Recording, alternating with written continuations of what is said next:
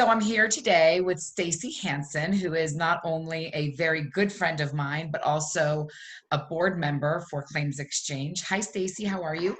Hey Sid, how are you? I'm I- good. I'm good. Can you tell me what is it you do and who do you do it for? Sure. I am Chief Client Officer of CoventBridge USA, and we are a private investigation agency servicing the insurance industry for insurance fraud investigations. That actually sounds really, really exciting. Did you like go to school and want to do this? Like, was this your passion to do? When I was a kid, I wanted to be one of Charlie's Angels. So does that count? Yes. Which one though? Which one did you want to be? Oh, any of them.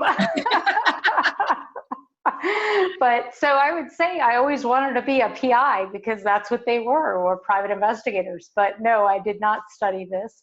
I kind of fell into it.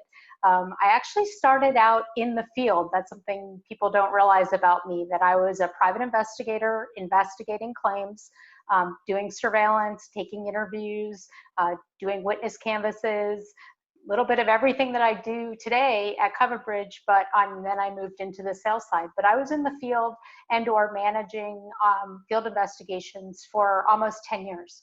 How did you do that though when you come out of school? Did you like how did that how did you approach that? It was actually at a job fair. Oh my And goodness. I was between being hired as a claims adjuster. I was interviewing there and got a job offer there, and then also got a job offer at a company that is a small regional company, now a national firm, not the company I work for. I saw them at a job fair, and they were hiring for private investigators, and they were training, on the job training. So that sounded a lot more exciting than a claims adjuster. And believe it or not, at the time, I don't even know that I realized that the two jobs were related. Yeah, right. That's funny. But So, yeah, so it sounded more exciting. So I decided, my parents thought I was crazy, and but I jumped in and I never looked back. oh my goodness. And I've known you doing this for a long time and watched you grow into the position you have, which is just awesome too. Um, since this wasn't your passion in college, what is your passion now? What do you find passionate now? Sure. I'm passionate about a bunch of things. So in business, I'm passionate about our customers and our team and our investigators and our field investigators and our staff and CoventBridge as a brand. I'm very passionate about a customer experience.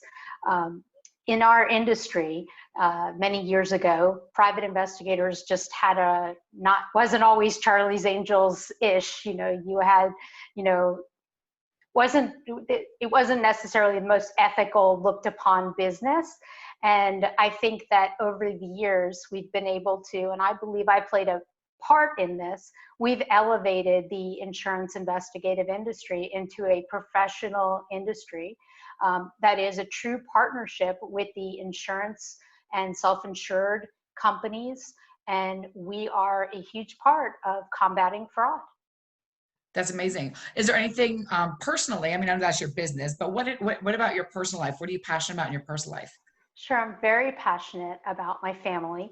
I have a 7-year-old beautiful daughter in second grade. Her name is Lucy, and an incredible husband named Kent. We've been married 13 years, and I'm just passionate about our lives. I think that throughout most of my career, I didn't really do well in work-life balance until I met my husband.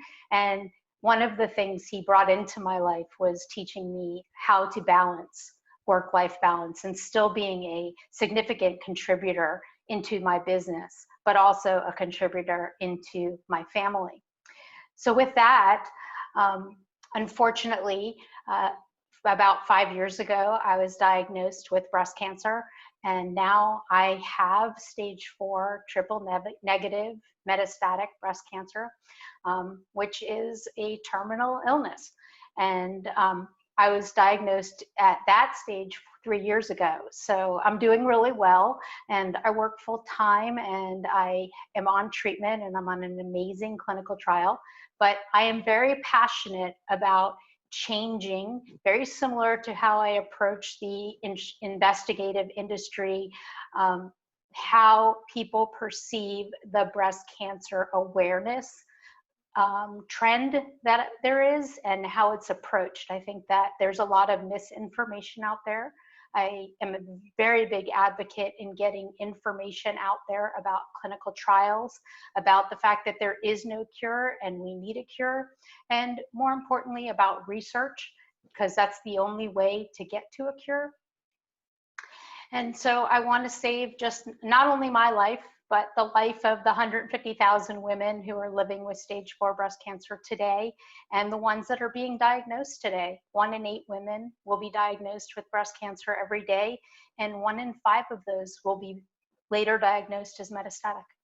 Yeah, so, and I don't know if I've ever told you this, but it's very close to me too, because my best friend succumbed to it 2 years ago, just over 2 years ago, after dealing with metastatic for 13 years. So it is something that I am, that I know more about than I want to. You know, it's one of those things that because you lived with someone so close to you and you know all the terms and you know everything that's going on, and you're right, it is all about the research so that we can get a handle on and get things in a better place, and not every pink ribbon goes to where it needs to go, you know, and yes, you're right about that. Yeah, that's a very big part of my passion is pink ribbons. I'm very much, I understand what they stand for, but people need to understand that pink is a color, not a cure, and ribbons, not research, is what we should be spending our money on. 1000%. I agree with you. I'm glad that you're good. I'm glad that, you know, I've seen you since you've been diagnosed. I've seen you since you've been in treatment. And every time I see you, you look amazing. And I'm glad that you're healthy. And I'm glad that you're a fighter, because I would never want anything to happen to you. And I'm so glad that you know, decided to take on yet another something and be on our board with us, because it just would not be the same without you there. And I'm grateful for you for that. So, so thank you.